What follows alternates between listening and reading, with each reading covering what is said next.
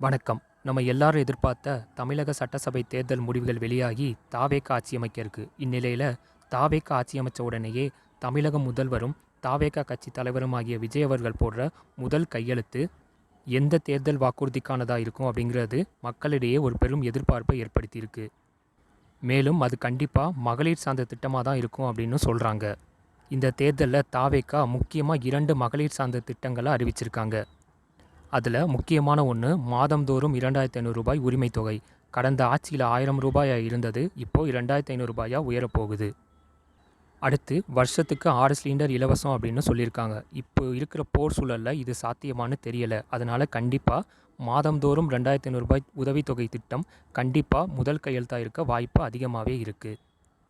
மேலும் அவர் ஆட்சி அமைச்ச உடனேயே, அதாவது மே மாதத்துக்கான தொகையே கண்டிப்பாக வரவு வைக்கப்படும் அப்படின்னும் கட்சி வட்டாரங்கள் சொல்லுது. எனவே என்ன நடக்குதுன்னு பொறுத்திருந்து பார்ப்போம். நன்றி, வணக்கம்.